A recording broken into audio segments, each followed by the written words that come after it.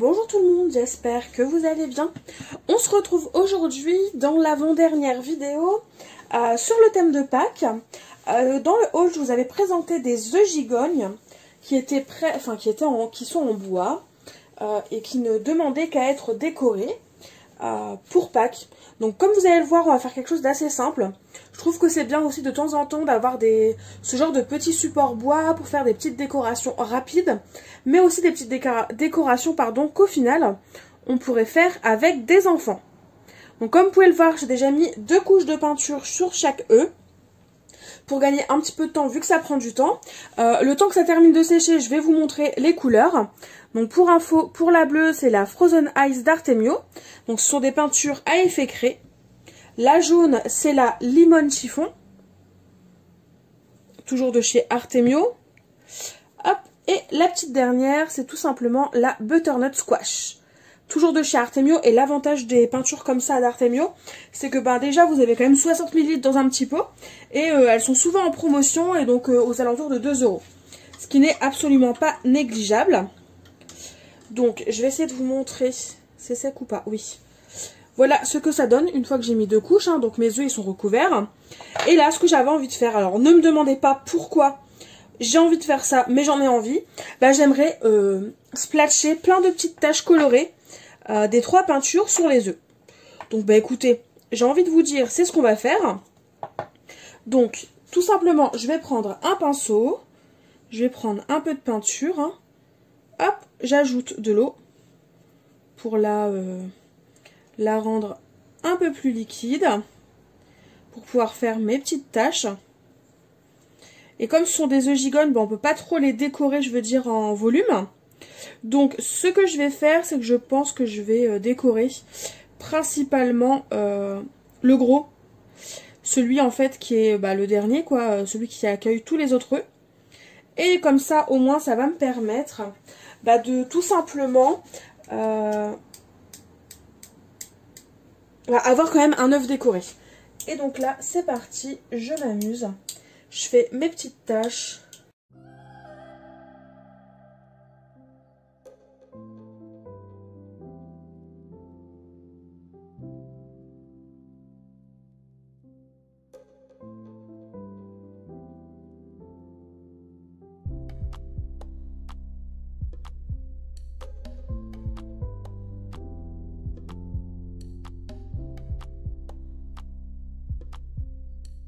J'essaie d'en ajouter des petites blanches à l'aide de mon pinceau acrylique blanc là de chez PBO. Donc déjà je le secoue bien. Et donc pour réaliser ce genre de... des gouttelettes avec ce genre de pinceau, eh bien faut bien désamorcer en fait la peinture.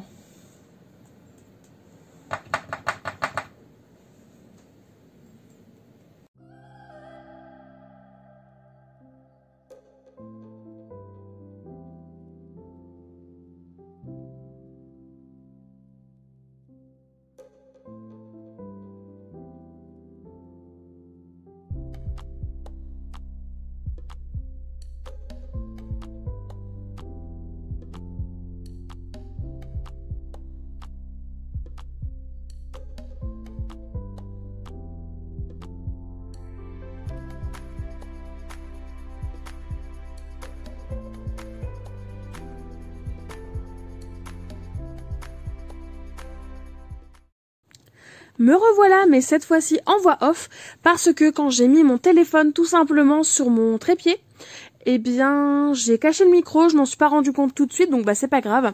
Comme on ne m'entend pas, je me suis dit autant refaire une voix off, ce sera beaucoup plus sympa finalement.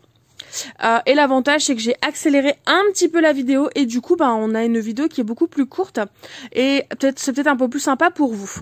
Là je viens de vous montrer le résultat des petites taches de peinture un petit peu partout. Je ne sais pas vous, mais moi personnellement j'adore.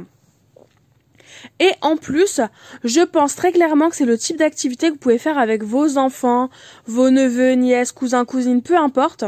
Et je pense que ça peut vraiment leur plaire de faire des gouttelettes partout de peinture et limite d'en mettre un peu partout quoi. Parce que on va pas se mentir, quand on est enfant, on aime ce genre de choses, en mettre partout et s'éclater avec nos doigts et la peinture. Là, Comme vous pouvez le voir, j'ai sorti ma petite enveloppe de découpe. Enveloppe de découpe que je fais en début de mois à chaque fois. Du moins quasiment à chaque fois, lorsque je redémarre un mois de création. Au moins, ça me permet d'avoir du stock. Et surtout, après, je fais mes découpes une seule fois. C'est comme mes tamponnages, je ne les fais qu'une seule fois. Je n'ai pas besoin de les faire 36 000 fois derrière, ou de les faire à chaque création, parce que c'est pas trop, ça me plaît pas. Voilà, ça me plaît pas. Donc l'avantage de tout faire avant, c'est que je peux les ressortir tout au long du mois. Et donc là, j'ai envie de vous dire, je me suis amusée à faire mes petites compositions, à chercher quel embellissement mettre, quelle fleur mettre. Et donc j'ai réalisé de nouvelles fleurs comme pour la couronne, en papier. Bon là, bien sûr, j'avais oublié de la coller. Je ne sais pas pour quelle raison, mais j'avais oublié. Donc c'est pas grave, heureusement qu'on peut ajuster et la recoller juste après. Et puis donc je me suis tout simplement amusée à faire mes petites compositions de découpe et de tamponnage. Car oui, je vais ajouter quelques petits tamponnages juste après. Je trouve que c'est sympa ce tamponnage en noir et blanc. Sans forcément les coloriser, je trouve que ça ressort pas mal. Comme tout le reste est coloré. Et j'aime vraiment beaucoup le rendu. Du coup, je vais refaire une seconde fleur, mais cette fois-ci en bleu, pour couper un petit peu la couleur orangée.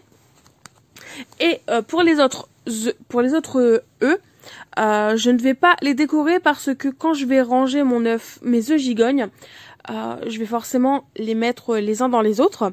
Et l'inconvénient des œufs gigognes et de tout ce qui est gigogne en général, c'est que forcément le gros œuf que là on voit en premier plan, le saumonné là, lui on peut le décorer en volume sans aucun problème, mais les autres, si on veut être sûr que ça rentre après dans les autres œufs, et évidemment on peut pas ajouter de volume, donc c'est pour ça que je ne vais pas décorer les autres. Mais une fois que la déco de table sera faite, la petite déco à la maison sera faite, finalement que les plus petits ne soient pas forcément décorés, c'est pas choquant parce qu'après ce n'est pas la seule déco que j'aurai. Il y aura tous les petits à côté qui vont compléter. Donc très clairement c'est pas choquant et c'est même plutôt sympa d'avoir juste des œufs décorés, peints et décorés simplement avec un peu de peinture et un peu de couleur. Je ne sais pas si vous faites des petites décos de Pâques cette année, vu les conditions actuelles. Mais si jamais vous en faites, n'hésitez pas à me dire en commentaire ce que vous avez réalisé. Ça m'intéresse. C'est vrai que ça peut donner des idées et puis en même temps, c'est ça. Ça me plaît énormément de partager avec vous les petites choses qu'on peut faire par-ci par-là. Donc n'hésitez pas à me dire si vous avez fait des petites créations de Pâques. Et si vous n'en faites pas, est-ce parce que c'est la période actuelle, on va dire, qui ne vous donne pas envie, ou est-ce que tout simplement vous n'êtes pas trop attiré par la fête de Pâques ou pas? Donc n'hésitez pas à me dire en commentaire, c'est toujours hyper sympa. Et donc là, avant de vous dire que j'allais faire des tamponnages, j'avais regardé pour mettre des fleurs et ce genre de choses. Mais ouais, vraiment non, d'autres fleurs ça me plaisait pas trop, donc c'est pour ça que j'ai sorti mes petits tamponnages. Et là, comme vous pouvez le voir, j'ai mis de la colle que sur le bas du papillon, et je replie un petit peu vers le côté opposé les ailes du papillon pour donner l'illusion que vraiment il vole. Je vais en ajouter un petit derrière, parce que je me dis qu'après tout, si je les pose sur la table, c'est quand même sympa d'avoir une déco assez sympathique des deux côtés, parce que forcément sur une table on voit l'arrière, contrairement à un buffet par exemple. Et je crois que je vais ajouter un dernier tamponnage, une petite coccinelle sur la feuille, pour ajouter un petit quelque chose. Et j'avoue que je m'en suis pas trop servi et que je me suis juste servi des papillons pour les projets que j'ai fait. Donc finalement c'est peut-être pas plus mal d'ajouter la petite coccinelle parce qu'après tout, ces tamponnages là sont aussi très très sympas. Donc au moins je m'en sers. Et puis là, on arrive tout simplement bientôt à la fin de la vidéo. N'hésitez pas à me dire en commentaire ce que vous avez pensé de ces petits œufs gigognes qui peuvent changer un petit peu. C'est une activité du coup que vous pouvez faire avec vos enfants, donc c'est assez chouette aussi de pouvoir vous proposer ce genre de projet.